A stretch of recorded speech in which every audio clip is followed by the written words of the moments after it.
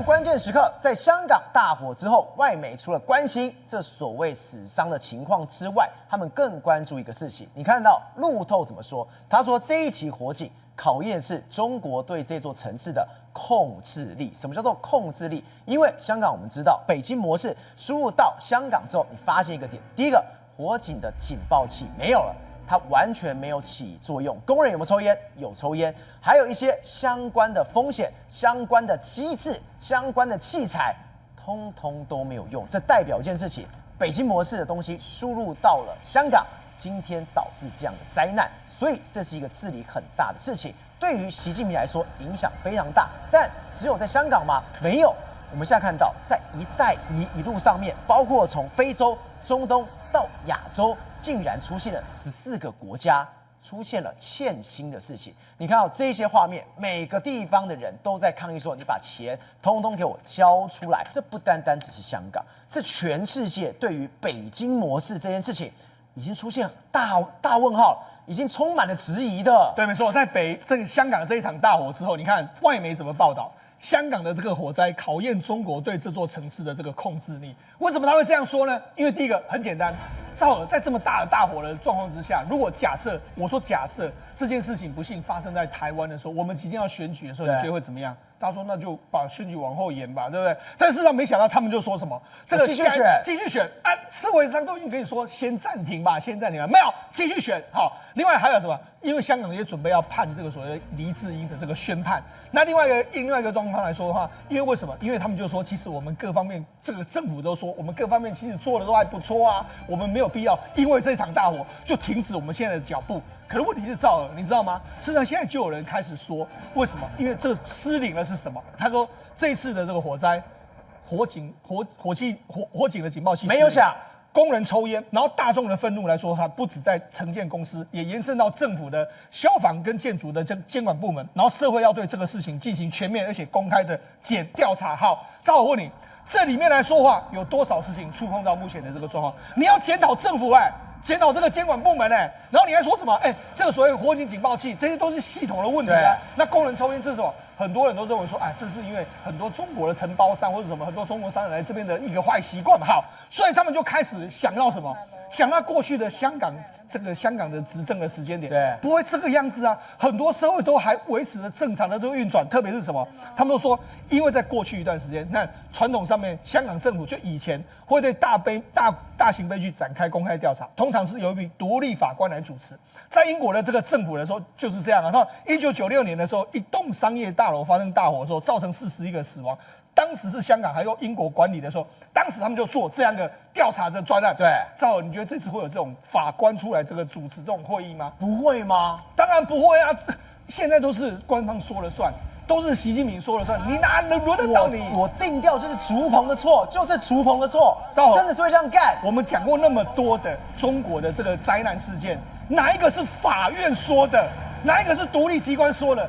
都是政府说的。火灾他也跟你说那是这个意外啦，然后怎么样都说，然后死亡人数始终都是那些人。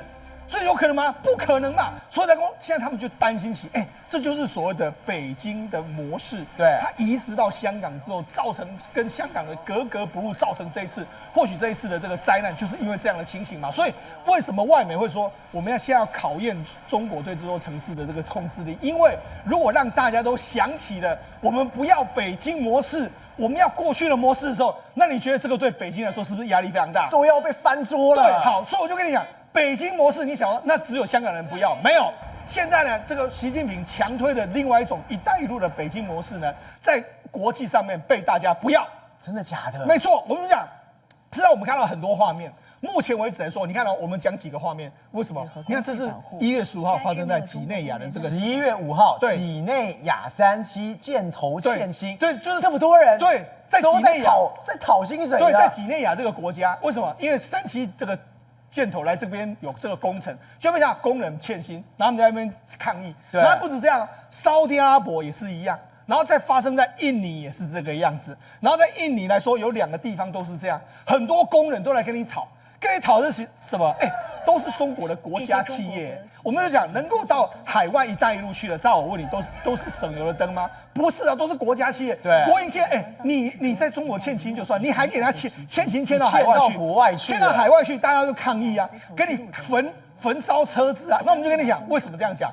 你看，我们就给大家说，如果“一带一路”从2013年到现在为止来说的话，一共有47家的这个国营企业参与了“一带一路”，然后他们总的这个项目超过3116个。对，然后这里面来说，他就说中国的这个目前为止在央企在“一带一路”承揽的这个项目多达好几千件，横跨5大洲。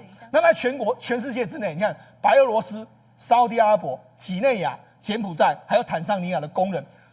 拖欠的薪资已经达数个月，甚至有半年之久啦。14个国家通通都受害了。赵我问你，如果你们公司给你欠薪半年，你会怎么样？我翻脸了，翻桌了。对啊，1个月没有来，可能你就翻桌了。被点名的这个国企有什么？你看，他就说什么国家队里面包括说像中石化、中铁、中建、中石油、中国水电、中冶、东电建，还有中土、山西建投，你看全部都是响叮当的国营企业，就你大家你大家给他欠薪呢？原本我跟他讲啊，这些国外的公司原本认为说，哎呦，中国的国企来这边投资没有问题啊。我跟你讲，我们去这边打工一定稳赚的，就赚了之后，薪水就没了。你觉得他们会怎么想？那连带的他们会质疑什么？你中国在搞什么？对，这种模式当然就你要投资“一带一路”怎么搞成这个样子？好，那为什么会这样？你看我们现在给大家放的都一系列，他们各地方，我刚才讲到，包括几内亚，包括说沙特阿拉伯，然后包括说像这个印尼很多地方，大家全部都是集体起来抗议。好，那这些东西为什么会这个样子？我跟他讲，因为中国“一带一路”都说什么？我们低成本、速度快，还有融资宽松嘛。好，那问题是赵尔。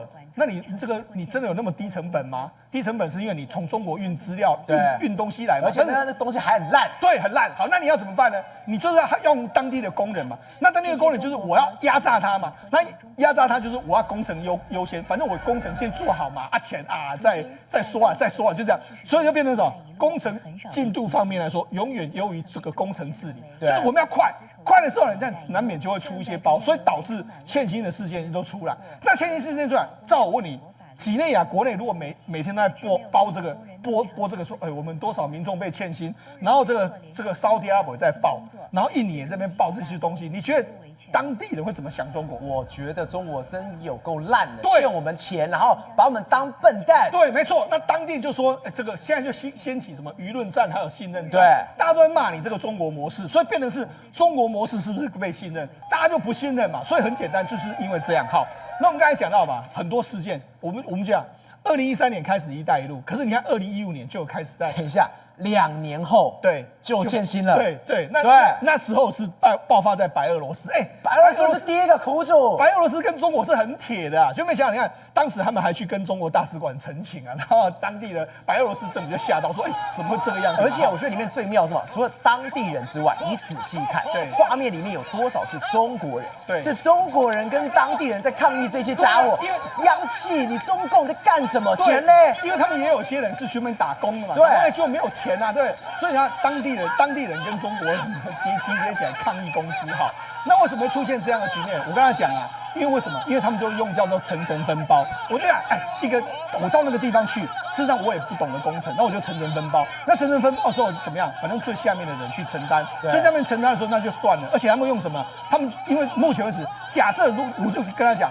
如果目前为止这些央企赚很多钱的时候，你觉得他们会欠薪吗？当然不会欠。对呀，那就表示为什么？因为他们现在的营运状况很差。我们之前也跟大家讲嘛，中国很多央企都赔钱。那赔钱说，我国内都吃不饱，我还管你国外怎么样？我就不管你嘛，所以就变成这样。好，那另外一个是他们叫做隐性的融资。什么叫隐性融资？因为叫做延迟支付工资。什么叫延迟支付工资？好，我公司这样营运，对不对？我现在请了很多工人，我公司现在财务有问题的时候。我不要给你薪水，是不是就撑住我公司？对，所以这就是一种延迟支付，这种隐性的融资，就我跟你借钱来的意思啦。就跟你欠薪，对我来救欠5个月，我就赚5个月。对，公司就跟你借钱过来，这样一个状况，我省了利息，我可不可以过久一点的状况？所以等于是用这种方式。所以为什么他们会欠薪给那些地方？就是他们用这种赊你账的方式呢，来撑住这个公司的营运。好，那你想说，那你就是海外不行吗？不是。现在是连中国内部都这样。你看哦，这是中国，这是11月27号，广东省的这个石化八局中央的这个单位就欠薪，然后欠薪之后他们就进到公司，就那公司这么多人都过来讨薪，工人要跟你讨薪的，结果你看他们公司怎么样？叫警察来啊，把他们赶走啊，好就这样。好，那这是1月27号在广州，那中核集团，中核集团也是中国响叮当的吧，就没想到呢，他们就来讨薪。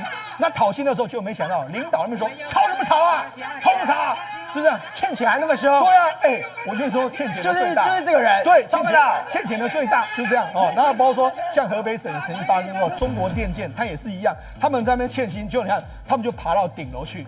啊！你就不给我们薪水，那怎么办？我们活不下去啊！你们良心何在？你们人性何在？就这样，对不对？然后另外还有山东也是这样，中国的这个交建欠薪，然后很多人就在那边聚集要维权。问题是有可能要得到钱吗？当然要不到钱啊！就工人要钱，不好意思哦，我们现在公司也很，他就大概跟你说啊，我们公司现在营运不好，没办法啊，如果你要给钱的话，再等等吧，就这样。好，所以这样，那我就讲，中国内部都欠薪的时候。那你觉得国外会不会欠薪？当然一定欠。过去北京模式能够延续下去，是你国内输血。对，没错。你现在我国内血都没有了，对，你国外会比国内更惨的。对啊，因为什么？因为我跟他讲，因为你这些“一带一路”的这个案子，如果有赚钱就算了，可是现在有多少“一带一路”有赚钱？没赚钱，你还是要中国去输血。所以他现在中国没有血的时候，他当然整条这个说“一带一路”所有的这个经过的地方，或者所有的这个全倒了，当然都全倒。好，这就是所谓的“一带一路”的这个北京模式，看起来的话大家不用了。好，那我看，尤其最近爆发一个非常重要的事情。吉尔吉斯，我们知道吉尔吉斯其实跟中国也是很麻吉，对，它是中亚5国里面少数跟中国非常好。最近期的时候，他们的总统见了习近平，然后王毅也去访问了这个吉尔吉斯，就没想到他们最近干了一件事，他们逮捕了一个中国的这个相关企业、外国企业，就中国企业的这个负责人。真的假的？对，那这是他们的相关的消息哈。因为什么？因为他们这个人违反了很多吉尔吉斯的法令。这很可怕。对，他说11月20，对不对？对，没错。王毅11月19才从吉尔吉斯，谢谢，我走了。回去之后，你隔天你就抓我的人，或许是看他面子，不要抓他。那等他走就马上把他抓起来。为什么呢？你看他说什么？因为他是一个金矿开采公司叫做科明这个资源集团。对，他的执行长叫 TD 他这个中文翻译叫天荡这样。他为什么？他在营运里面来说，看破坏大概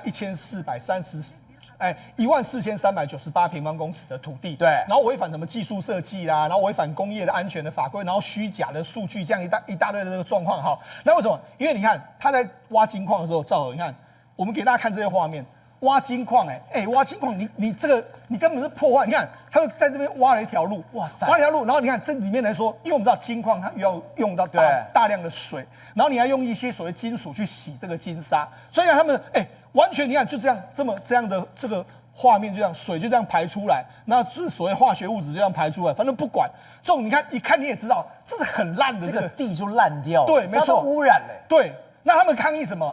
你这些水或者这些所谓的这个所谓金属流下去的时候，会污染当地的水源，对，那会污染我们的旅游业。你看他们这个环境就是这样那么烂的一个状况。然后他们就说，然后他们当地民众说什么？村委会难道没有考察过吗？我们的牧场已经不适合放牧了，饮用水受到污染，真的污染。他们想办法说服这个村民同意，但是村民不愿意嘛，但是他们非法取得了嘛，就这样子嘛所以他们当地人就看当地人不断的抗议啊，他们对这个，而且他们对约定使用期间到2043年，还这么久一段时间，他们当然无法接受的一个状况，所以他们就说他们都反对。正好我问你，如果他们吉尔吉斯都在讨论这个问题的时候，他们对中国人的印象怎么样？超级差到不行，随时会跟你翻桌。对，没错，破坏我的土地，破坏我的环境，破坏我的家。对，没错，干起来了。那你看这些画面，这个画面，然后居民也抗议过啊，那为什么会让他通过呢？好，那我跟他讲，为什么现在对中国来说很尴尬？照我们跟他讲，这是什么时候？2025年的9月1号，今年哦。对，习近平会见吉尔吉斯的这个总统，这个扎帕罗夫，你看两个还拍了这个照片，然后说欢迎你啊，到我们这个地方来啊，我们两个国家非常好的这个，你看他不掩饰他亲中，然后这个频频仿中，而且还讲出让中国人爱听的话。为什么爱听的话？你看他们发行这个邮票，这是吉尔吉斯的邮票哦。然后这个人是谁呢？这人是李白为什么？他说，因为为什么？因因为李白来说的话，按照这个目前的这个说法是说，他在这个当初出生在这个碎叶城。那碎叶城来说，当时是在大唐的这个疆域里面，但是是现在吉尔吉斯北部这个地方。所以李白呢，就中国跟吉尔吉斯的说法是一起外国人啊，他有西域的血统啊。而且你看哦，他这边怎么说？来，我们看到他说李白是吉尔吉斯和中国共同的天才儿子，对，还用这样去赞美中国，赞美习近平，对，他捧他哎，是没错。那你看他发行这个文章，哎，这个所谓他们的邮票，对，他们的邮票，你看上面吉尔吉斯坦与中国历史文化的连结，然后就是李白，就是李白，然后还有这个李白的这个失去在这个地方这样一个状况哦，然后就讲了哇，我们跟他连结，我们跟中国能够连接起来，就是李白这个所谓唐诗大师的这个结果，就这样的，哎。捧成这个样子啊，所以来说他跟捧成这样子，结果你还是杀了，是你把中国籍的执行长给抓了，给弄了，没办法，哎，你搞到让我们的民众不爽啊，他们在抗议啊，吉尔吉斯难道真的要翻了？污染他们的水源，我跟你讲啊。总统或许不想翻，但是下面的人已经这样子的，他当然还是要做动作嘛，对不对？他或许还是很希望习近平能够给他一些好处，但问题是，他也要顾他的政权嘛，所以才说这会变成是让他们非常的尴尬的一个状况。然后另外一个是什么？他还发生另外一件事，这是发生在11月15号的时候，也是在吉尔吉斯。对，然后发生什么？他们工人这么殴打中国工人的这个事件，工人互殴。对，为什么？因为它里面有一些中国工人。那么中国工人可能在当地的，就是说他们到当地可能去指挥一些建设的时候，他们可能处在一个比较高在上的位置，就让当地的民众不爽。尤其是赵尔，从吉尔吉斯民众都在看，最近看新闻就看到那个中国执行长污染我们水源的时候，他对中国人会怎么样？不爽，就是要爆发反华情绪，对，然后就打了起来之后就没想到，就后来呢，就十几个人被警方已经拘留了16个人，然后传唤44个人问话，这么多人打，等一下，这太奇怪了。拘留16个人，等于是我逮了16个人，对，我传唤44个人，是等于是在现场的人有这么多人，对。这么多人，等于是这么多人可能都有动手，对，只是有些人可能在那边化修的，是去打他，去打中国的，对，拘留的应该就是有实际打的，对，但他传唤的是这个可能在旁边看热闹、看戏的，所以你知道，至少有16个吉尔吉斯的人跟中国人打起来，那打成怎么样，我们当然不知道，但目前为止来说就是这样。你看，很多人就被逮捕的一个情形，这样哈。那你以为说只有吉尔吉斯没有？我们看这是一个民主刚果东部的这个状况，你看针对对华公民的暴力频发，中国说要撤离嘛，对，所以非洲也要翻了。对呀，我跟你讲，非洲人也气炸了。对啊，他们对中国很不爽。不过我跟他讲一个非常有意思，前一阵子不是中国也说日本人对我们也不爽，对不对？要叫他不要去旅游，不是就这样吗？一样的事情。对，没错。那你看另外一个是怎样？3名公民在这个中国的在塔吉克，塔吉克是另外一个国家遇袭身亡，所以你看，我们讲到。塔吉克啦，然后这个包括说像这个吉尔吉斯，很多中亚国家都发生这样的问题啊。所以跟你讲，目前为止来说，我就跟大家说，那种所谓的中国模式，看来是运行不下去，至少它的一带一路在全世界是弄不下去的。那他呢，强加把他的这个制度压在这个香港之下，香港经过这一次的大火之后，或许会有更多民众反思，中国模式难道真的是我们要的吗？国正，我们刚刚特别提到，这所谓的一带一路，就是因为北京模式没有办法下去，北京模式的。非常简单，你今天国内你有血，我就输出到国外去，我去补你。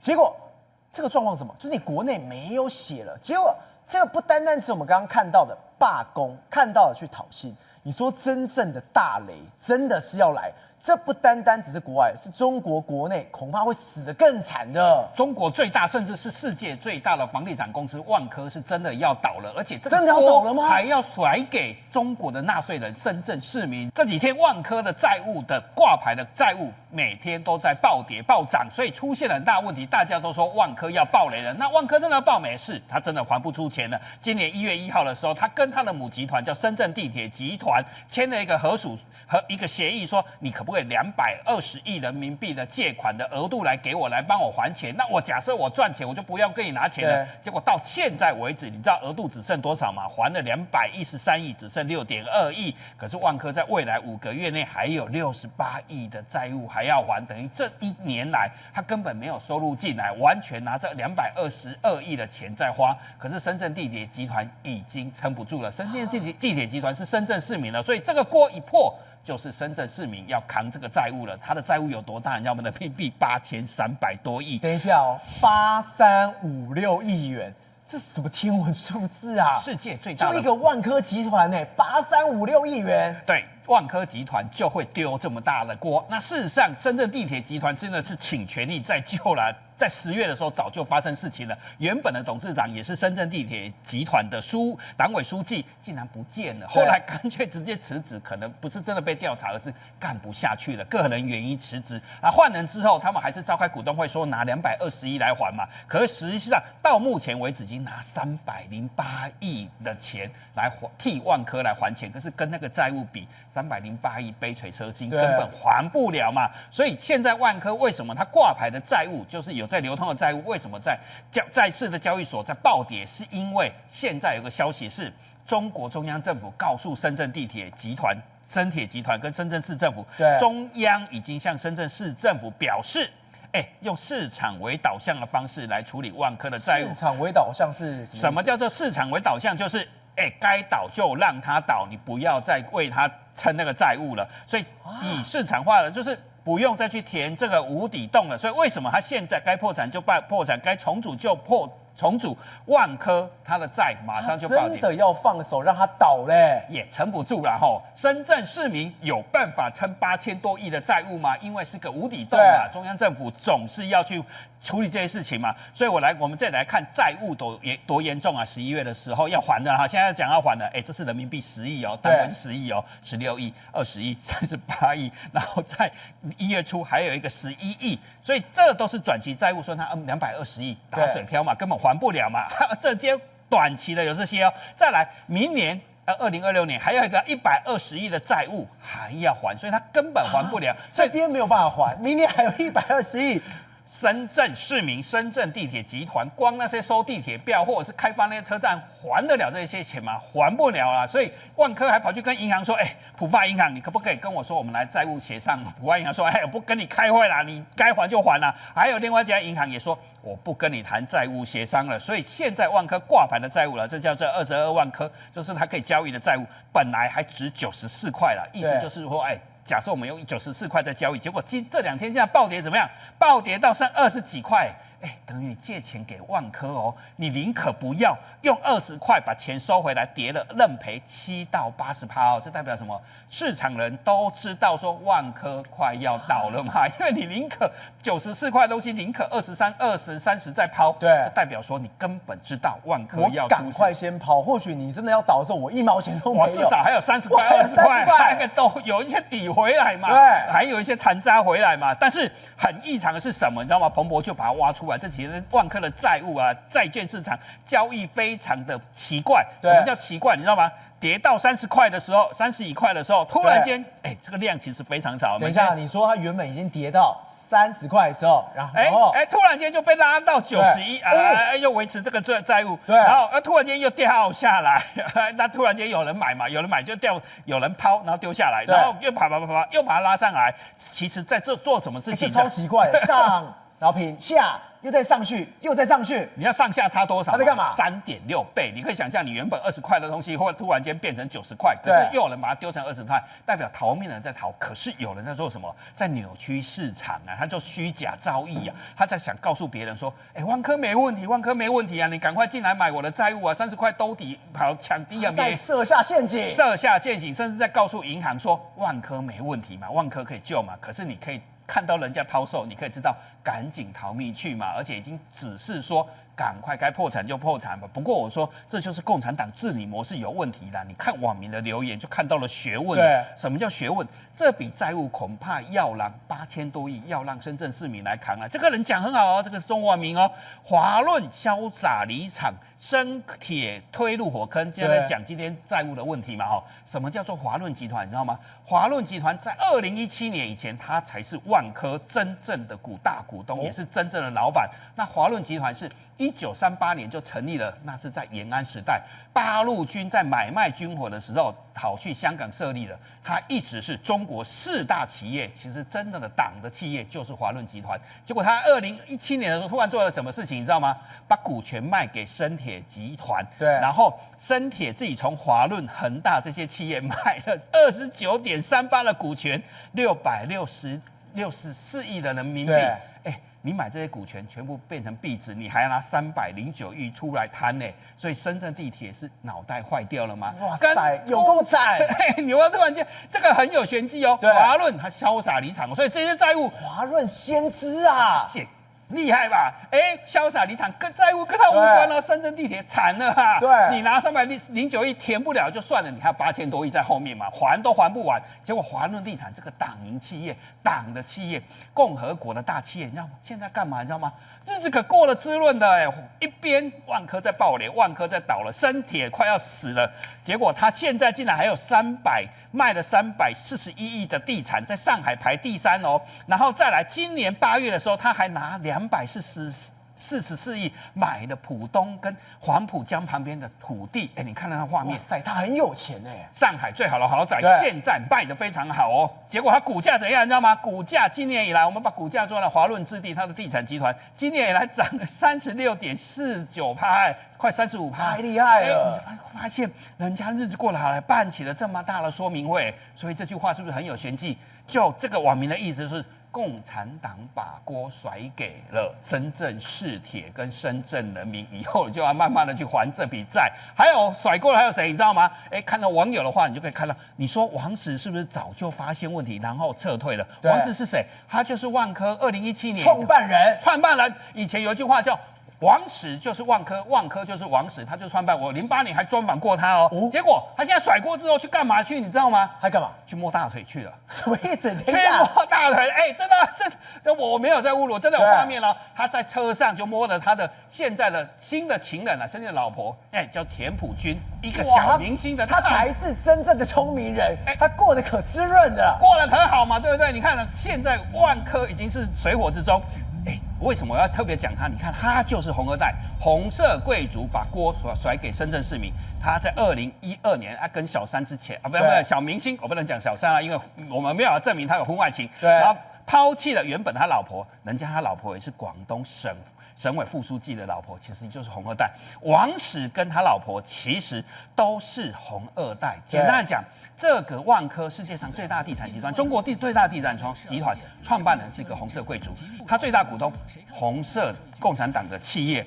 结果现在怎样？一个跑去摸大腿，然后一个还告诉别人说，房地产没救，房地产其实在住了，不是在投资了。你现在讲这种话的话，当初问题是谁捅的？其实就是王石捅的。结果他现在好意思做什么？你知道吗？还跑去替广州汽车拍广告，你知道拍 AI 广告？你看他跟田朴珺用 AI 变成是史密斯夫妻啊，恶不恶心？哇塞，有没有搞错啊？一边摸大腿，一边跟他，你跟人家讲说房地产没有春天了，你给我去拍广告？论的才把钱跑到日本去啊，过得非常好的生活啦。一个不入流小明星，凭啥？然后办着一大堆钱跑到日本去。那现在更惨的是，你知道吗？中国以前还有个前首富叫万达集团，王健林不是称为中国首富吗？还曾经跟万科合作过。他们在2019年来才合作投资一个长春的万国的影视城。结果那时候都说我们真是门当户对，一见钟情了。结果现在两个互相告上法院，以前叫做万合作，现在叫万互咬。原来他曾经万科付了一笔钱50亿给他说要合作，结果人家钱还了，万达其实有还钱，结果万科跟他说你要付我利息还要罚息，所以你要多付13亿。不过重点不是这个，重点是，不管是中国首富或中国房地产最大公司，其实现在就互咬，结果太子党啊、红色贵族、共产党都跑了，留下这一地鸡毛，这不堪的官司在里面。宇轩，我们刚刚讲北京模式，现在在国内、在国外都出大问题了。关键是什么？你国内都没有钱了啊！你看一大堆，连万科都即将是要爆雷了，结果怎么样？现在中国国内情况更严重，没有错。现在中国内部包括国企、包括央企是爆雷的一个最大重点。为什么？因为仔细看，这是在11月26号，而在这一天呢，中国官方刚好宣布了新一轮的经济刺激政策，而且瞄准的目标呢，就是这些农民以及央企跟国企成为重点对象。那为什么他把这个东西优惠丢给他们呢？因为理由很简单，他说，金关品康文指出要把脱贫不稳定户边缘易制贫户列为重点监测对象，才可以确保不会发生规模性返贫自贫。但是这个最令人讽刺是什么？经济日报是官方的哈，对，讽刺的是他把我们讲的央企、国企列为很有可能脱贫不稳定户。边缘易制贫户里面，真的假的？你知道吗？他们现在最新一轮哈，你如果仔细细看哦，整个这个央企也好，国企也好，它平均一个月月薪领我们台币大概1万块、1.1万啦。对，你还洗被假傻了。所以他用的方式是什么呢？就我发消费券给你，他发1张2000块的消费券，然后说那没关系，我薪水付不出来，啊，你拿着这个消费券去消费，他的目的就是指这个啊。他新一轮的政策11月26号，等于是他公布那个政策的同时，又看了这个文章说不要让央企国企的人翻桌啊。但是呢，翻桌人可多了。来，你看哦，这个是在我们讲抖音上的账号，理论上来讲啊，这种抖音哦是管制最严格的。结果这个博主，大不敬古代你是不能用皇帝的同样的姓氏，你知道会被斩头的。习，对啊，就放一个习。对，你怎么可以用皇帝的姓氏？你如果怎么用皇帝的姓氏，你头都会剁下来。结果他来，他写这个更狠，用书法写得漂漂亮亮，你给我滚下马来。所以他讲的是什么？他什么都没讲，但你什么都讲。对，他叫做习近平，然后他写了一个你给我滚下马来，然后这边呢还用一个暗示写平易近人，平易近人，一大堆关键字、敏感字全部的。现在你不是中国 AI 辨识吗？不是 DeepSeek 吗？应该要辨识出来啊。但来你看，真的爆雷了哦。我们讲哦，这是中国的有一个国企，它叫什么呢？广东冠岳路桥。换言之，它是专门做造桥铺路、造桥铺路啊。各位你也知道，中国的内需基建哦，盖最多的就是它的马路跟它的道路。结果说有一天他直接发一个薪资单跟你讲。公司上周五薪酬阶段性的发放通知，我们深知这个决定给每一个同事带来了现实的压力与挑战。挑战个屁呀、赵尔！你知道他这个写说什么吗？对，他说你的薪水我全部都发不出来了。我现在唯一的方法呢，就是用保障基本生活的部分薪资。对，什么叫保障基本生活薪资？就是我给你多少算多少啦。我跟你讲啦，他大概发多少钱啦？1500块人民币，2000块人民币啦。叫你过1个月，你是金饭碗，你有1碗饭吃，有1碗面吃，你就要谢谢我了。我给各位一个概念哈，赵尔，你现在跟台北市政府哈的所有员工讲说，抱歉，请共体时间，我有给你一个压力与挑战，未来你只能每个月领新台币8000块。我跟你讲，马上翻桌了。但你又觉得他们有没有翻桌？没有吗？没翻桌。他们也太能吃苦了吧。你知道为什么没翻桌吗？我问你，翻桌之后你工作要去哪里找？我会过得更惨。对，你现在没工作啊，你出去外面你都万中选一耶，这就是我们讲的找一份一个职缺，然后1万个人投履历，所以他们都敢怒不敢言，大家只能把苦吞了，因为我跟你翻桌也没用啊，我到时候把你搞垮了之后，我没东西可以干啊，所以你知道干嘛吗？把气出在呢我们讲的工作上面。最近他们做了一个叫做梅大高速公路，对，结果呢做的在造的变成这样子了哈，跟他们的薪水一样一泻千里。这土石流了吧？对，整个崩掉了，就做太烂。你做个工程做成这个样子，对，就做太烂，然后就随便乱做，因为大家没薪水，我讲吃不饱饭嘛。所以你知道吗？他们的信用平等哦，一路从 Double A 降到呢只剩1个 A， 然后呢连专业领域的这种投标功能，各位这是国企央企投标功能都出大问题，所以你知道吗？有记者去他们确认，他说确实我们的公司不断的持续在裁员，然后很多的部门呢都不保留了那呢，甚至在这边工作快10年的一个张姓员工说，很多人担心减少啊，但也不是没意见啊，只是谁敢表达？你跟他围一个拳你可能人就不见了。所以你知道吗？在这种情况下，因为中国基建不断的持续性的在萎缩，所以对他们来讲整个东西变得是很大的一个问题。那与此同时最主要的出现的关键在这4个字：基础建设。对，以前中国怎么样去维持这些国企央企？基建魔人，对，狂人，盖了之后再拆，拆的时候盖拆，就不断的这样搞。厉害了，对，那现在之后拆的时候，没钱拆了，拆也拆不掉，对，就放在那边烂尾。你看自然资源部中国现在改变了。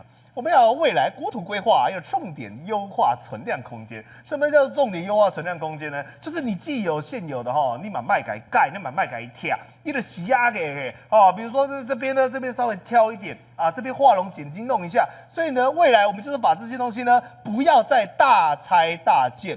把它用好用活，也就是你已经有土地了，有房子了，就别拆别盖了，想办法把它过得好日子就好了啊！来，但是更惨是什么？其实它有一个很大的原因，外资大量撤离。对大家知道中国近年的投资是我们讲雪崩式的，外资将近跌到了1成不到。但是呢，其中还有一些厂商在苦撑，其中有一家叫做 Canon， 但 Canon 呢也撑不下去。大家知道 Canon 最有名的就是说拍照那个照相机嘛，有相机。对，但他这个公告里面他做的是什么呢？他是做印表机。他说我这个中山工厂2001年就在这边了，日本投资的独资公司代表说他独自在中国，他拥有自己的股份跟持份结果没有想到原本是生产一大堆雷射印表机，超过1.1亿台。结果呢，他突然跟你讲一个公告，说要解除劳动关系方案的基本原则，而且确定，然后呢会跟你公布。什么叫解除劳动方案呢？就是我不干了，我要走了，我跟你说再见了，就解散就是公司原地解散，公司解散。所以你知道吗？后来他们就发了一个公告，这是11月25号，这些人最近刚没工作，一个人脸色木讷，面无表情。面如槁灰的在排队，这么多人对，你知道他们干嘛吗？排队我们讲的公司要解散，而且也不是说什么有很好的薪资发放，没有，就是叫你滚蛋。然后呢，最后面还要干嘛呢？他说，请你把你自己的东西私人物品赶快拿回去。但是你知道吗？这已经不是 Canon 第一次我们讲的解散了。过去在2022年而已3年前。他们的相机部门那时候我们讲，所以这不能怪成龙因为大家说每次成龙碰什么都会倒，但是成龙确实有碰这个 Canon 相机，所以当时呢这个相机的产线呢也全部都收了。但如今成龙没有去碰印表机嘛，所以这个错要怪给中国代表说呢中国呢从头到尾现在包括国企、包括央企、包括民企，真的彻头彻尾都有大问题。宏观取材，厘清真相，犀利精准，深入剖析，时刻掌握关键，新闻时事不漏接。老时段，新气象，我是钟浩和，关键时刻2.0，全情出击。